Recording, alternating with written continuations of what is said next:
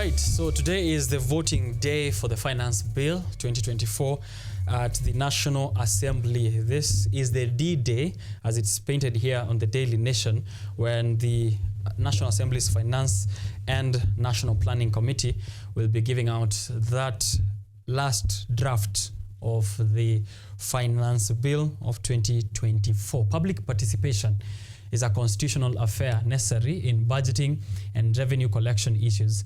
Although the government has been engaging in these forums since the promulgation of the 2010 Constitution, there is growing public concern about the effectiveness of these forums, as many feel that the public views are not considered. Eliud Mutwiri explores the not-so-public participation hours before the National Assembly Finance and Planning Committee tables its report on the Finance Bill 2024 in the House. Let's have a look. Participation is a crucial component of policy making in Kenya, and it is also critical in budgeting and revenue collection issues. Simply put, public participation is the involvement of citizens in public decision making. In this report, we highlight public participation in the Finance Bill, which outlines revenue-raising measures for a particular financial year and the perception of the citizenry on the process. The National Assembly Finance and National Planning Committee, led by Molo Member of Parliament Kuria Kimani, invited the public and stakeholders to send written submissions regarding this year's Finance Bill between 16th May to May 28, 2024. Later, the committee engaged various stakeholders to submit their oral presentations before the committee starting May 28th. The two-week-long exercise ended at the Kenyatta International Conference Center KICC in Nairobi, where members of the general public were invited to submit their opinions in a public forum. Although the Finance Bill 2024 has raised public outcry even online, not so many people turned up at the Monday 10th June public hearings. Nevertheless, those who attended were accorded an opportunity to air their opinions. Here, the introduction of a 16% value-added tax on bread, excise duty on cooking oil, increasing duties on internet and mobile money transfer services, and the introduction of a motor vehicle tax of 2.5% were among the contentious issues that were strongly opposed. This tax will make the cost of transport very expensive. The amendment does not stipulate how the valuation of the vehicles shall be done. Tafadhali usihakikishe ya kwamba iko tax free. The eco levy tax, the one that will be levied on diapers, on sanitary towels, and on packaging materials as well. I feel this is punitive. The current bill as it is of rather great concern for the whole manufacturing sector. Some of those who attended believe the exercise is not in vain, whereas others have no faith that their input will be considered. I have confidence that our views will not go to waste. This was not a waste of time. Hatuna imani wale watu ambao wanatufinya ndio wako kwa bunge. We also sought the opinion of those who did not attend. Serikali inatusikiza ama haitusikizi. It is so painful. It is too much. Serikali inasema kwamba inaangalia mwananchi wa kawaida, mwananchi wa chini. Watu wale ambao wanafanya kazi wakati watawaangalia.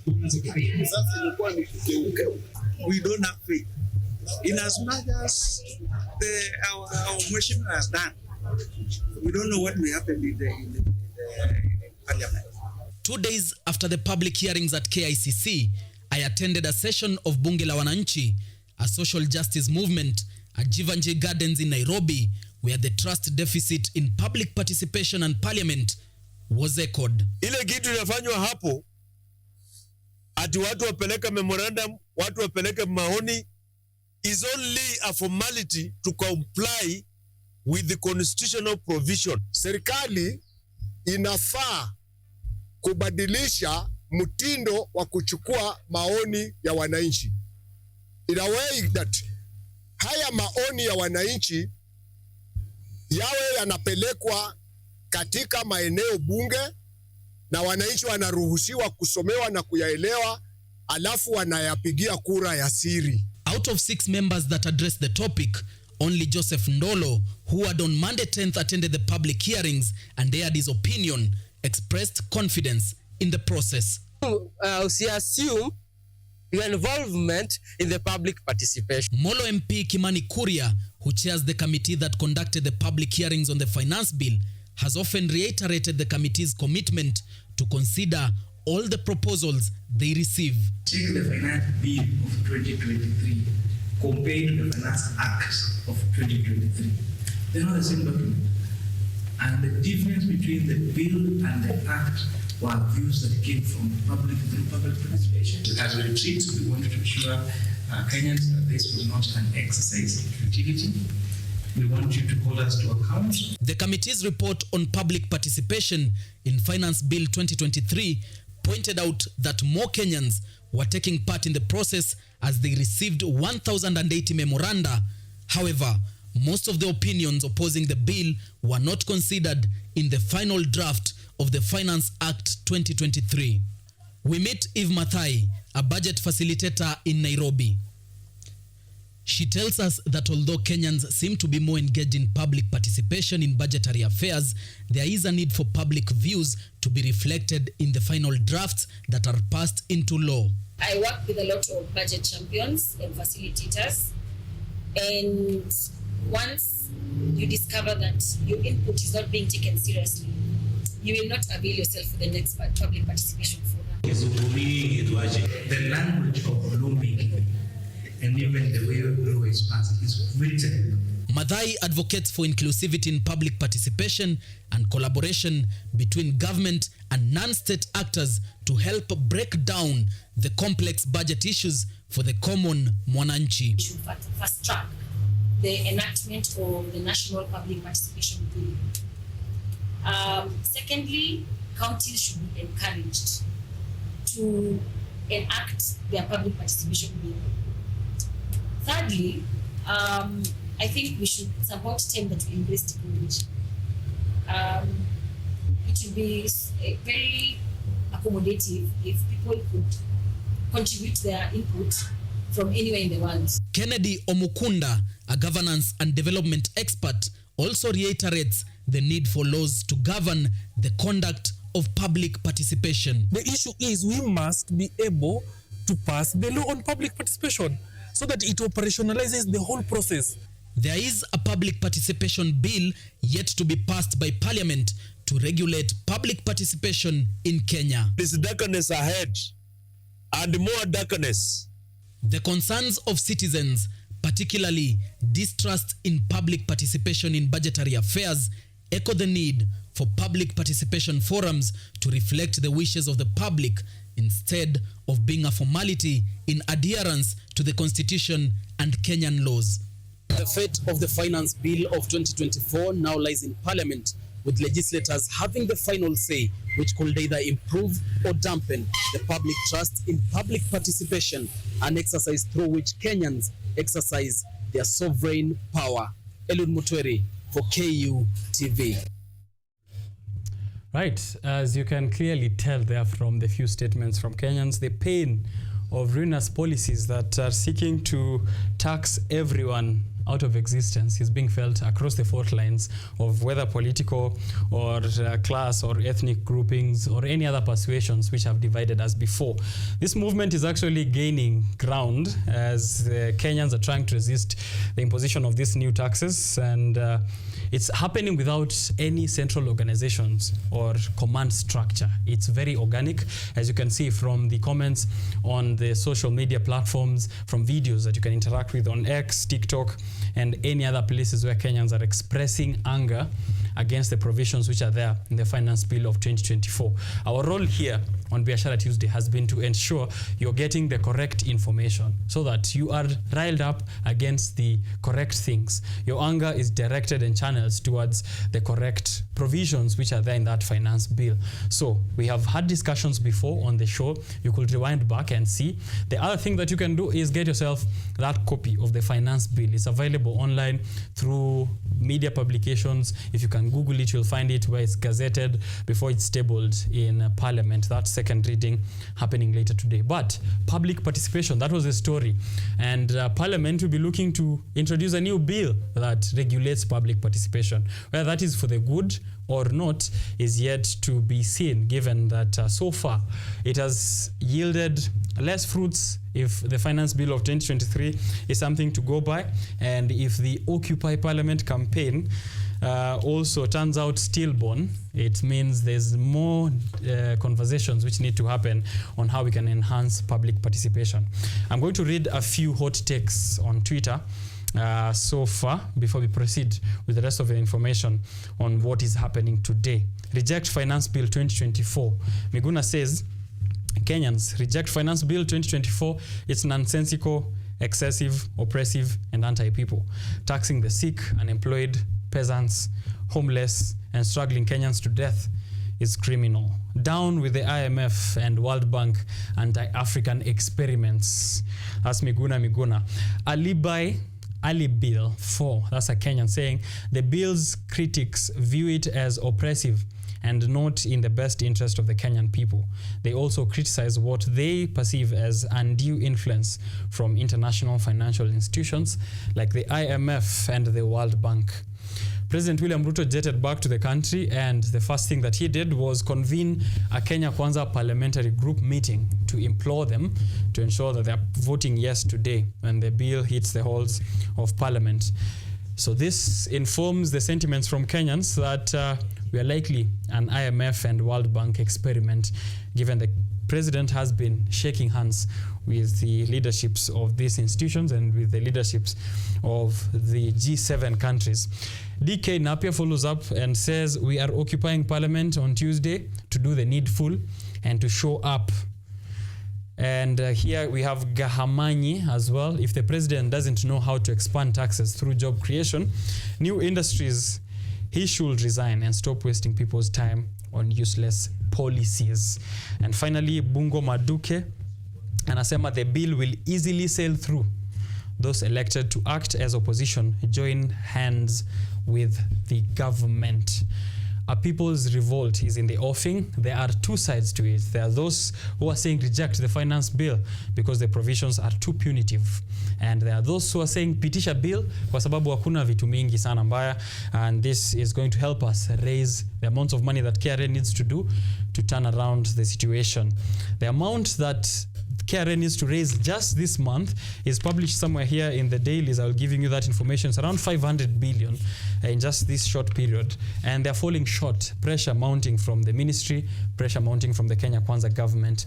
What is likely to be the outcome of today's showcase of what public participation looks like at the halls of parliament? Occupy Parliament will be happening from 12, and I'll be letting you in on that information, more of what is painted here in the dailies. But in the meantime, this is more information that you should be aware of as we head out to that participation or that voting session in Parliament later on as regards with the finance bill of 2024. Why are Kenyans so worked up is a big question, and what will be the outcome later when, of course, that voting process happens in Parliament. Already, the other faction or the opposition, which is comprising of Jubilee, ODM, Wiper Party, and other smaller parties within that coalition, are saying they will vote no. ODM has sent out 86, a total number of letters to all their members of Parliament to tell them to vote no. Is your member of Parliament voting no or yes? That's also something that you can let me in on in the comment section. But as I said, members of Parliament across the country have continuously threatened of their determination to see the controversial Finance Bill 2024 dead on arrival. Led by Baringo Member of Parliament Joshua Kandie, MPs have termed some clauses in this bill as punitive and oppressive ahead of tabling on Parliament slated later today. In a move to raise revenue to fund the government's 2024-2025 budget estimates of 3.9 trillion Kenya shillings unveiled last week, the National Assembly's Finance Committee is expected to table the contentious Finance Bill 2024 in Parliament tomorrow, following the conclusion of public hearings on the proposed taxes on Tuesday last week. This comes as members of parliament opposed to the bill warns of shooting down the bill if it does not favor the ordinary Kenyan, with some terming the bill punitive and oppressive. We are going to take charge as members of parliament, and I think from my reading of the mood of the population of Kenya, I think there are some sections which we will make sure that it does not affect our population badly. Mimi nimefanya public participation kwa constituency yangu na watu wote wameniambia hii bill ni mbaya. Kwa hivyo mimi ikifika 2024, ikifika finance bill ya 2024, Your Excellency, mimi nataka kukuambia nikipiga no, ujue ni kwa sababu watu wamekataa, si mimi. Tuesday, Wednesday, Thursday, watch my space. I am going to vote no on the basis of the suffering of Kenyans. While urging citizens to keep calm ahead of the finance bill tabling tomorrow, Baringo Member of Parliament Joshua Kandie said that they will not allow punitive bills to be passed and that they are determined to push for the removal of clauses which have caused uproar among citizens. Wananchi watulie, wasikuwe na wasiwasi ya kwamba hiyo taxes sile zinakuja sitawaumiza, kwa sababu tutahakikisha ya kwamba ile tax inaumiza mwananchi tunatoa kama wajumbe katika Jamhuri ya Kenya. This year's finance bill proposes the introduction of a contentious motor vehicle tax set at a rate of 2.5% of the value of the vehicle, with a floor of 5,000 Kenya shillings and ceiling of Kenya shillings 100,000, eco levy and tax measures that will increase the cost of bread, among other proposals. James Baraka, KUTV Primetime News. All right, so what must the state do now? This conversation of the finance bill is coming to a final halt by the end of this month, before President William Ruto puts a signature on it by 1st of July 2024. I have here some information on what is happening with that Finance and Planning Committee, the Finance and National Planning Committee, which is handling the Finance Bill of 2024. All eyes on MPs over new taxes. That's what the Daily Nation has here. Kenya Kwanza and Azimio have called all their parliamentary group meetings today to rally their troops ahead of that voting process. MPs will still have to vote for the changes to take effect, but will they listen to the people? That's the question. The recommendations which are in there, from the bread to VAT on financial transactions, have been discussed in the past few weeks after public participation. And I'm going to take this chance to let you in on which are the provisions, according to the standard here, that have been struck or have been amended ahead of more that you can hear later today. MPs want tax to change in this way, or taxation is going to change in this way. According to page 4 here of the Daily Nation, the headline reads, House team succumbs to public pressure, drops punitive taxes. So let's see if public participation has worked. In removing bread from list of zero-rated commodities, the committee maintained bread in the list of zero-rated commodities. So we are likely to get that taxation still in effect. Motor vehicle tax at 2.5% on the value of vehicle. House team has recommended that that proposal is deleted. The motor vehicle tax at 2.5% is likely to be deleted. Import declaration fee, IDF, which was set at 3%, was going to affect importers of goods, and the committee now wants the rate maintained at the current rate of 2.5%. It was supposed to be going back, or to be going up to 3% import declaration fee. They're hoping it remains at 2.5%. Proposal to remove vegetable oils from the VAT list. Currently, edible oil is among VAT commodities, vatable commodities, or those commodities which are under VAT. They're called vatable commodities. So currently, edible oils are going to be maintaining within VAT commodities. Imposition of 25% excise duty on crude edible and refined oils. MPs want the duty reduced to 5%. Imposition of VAT on financial transactions, which were likely to see bank to M-Pesa and M-Pesa payments to increase in transaction fees. The team struck out the proposal in their report. On eco-levy, among those which are controversial for us, given that you're trying to mitigate effects of climate change and encourage participation in green innovation, the bill is proposing an eco-levy at the rate of 150 per kilogram. The committee wants the tax dropped on grounds that it will increase the cost of production or products that are packaged in plastic materials. This include bread, milk, sanitary pads, and others, which are likely to increase. And MPs want this tax dropped, which was supposed to be put at 150 per kilogram of whatever product that is, which is using eco material. The MPs in the Finance Committee have this to say, that they have sorted out the Kenyans. They've listened to the Kenyans one by one when they presented their views and did as they recommended to this committee. That's page 4 of the Finance Bill 2024. Kenyans can't breathe. Nyeri Catholic Archbishop is painted here on page 5 of the Daily Nation saying Kenyans cannot breathe, and hoping that the government does not ignore the voices of the Kenyans. I have an image of the editorial from the Daily Nation. I don't know if we can have that up to show here President William Ruto, a caricature of him fuming while holding the finance bill and asking the parliamentarians to pass it all the same. This is coming at a time when the ruling Kenya Kwanza is in a bit of throes with a self-implosion by the name of the Deputy President Rigathi Gachagua, who's copying Ruto's playbook from back when he was revolting against President Uhuru Kenyatta. And you can see him with his ears on the ground. Anasikiza ground inasemaje pale kwa mlima. But he's not saying anything on the finance bill. Raila Odinga can be pictured on the far end. His main concern is the chairmanship of the African Union Commission.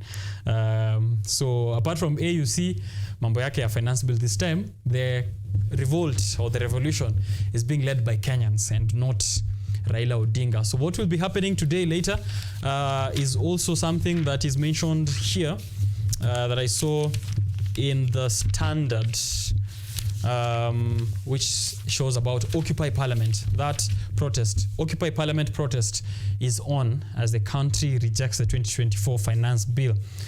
Here, human rights activists have called on Kenyans to come outside Parliament to push for the amendment of the bill. Many say the finance bill 2024 is oppressive. Something else, as I wrap up, that you can read for yourself on the Standard, there on the front page, the conversation of gun and gun control has finally arrived on our doorsteps here in Kenya. Just like the young democracy we are, the conversations on LGBTQ, conversations on legalization of marijuana, hizo zishafika katikati. Now we are beginning on gun and gun laws. Widows' cries, too many guns are in the wrong hands. A widow here is suing the state for failing to regulate guns, claiming her husband, a nurse, will still be alive if the government tightened gun control rules in the country. This is also coming at a time where the latest victim of this is Monica Kivuti, a magistrate at Makadara Law Courts who was killed by an angry husband of Arimandi.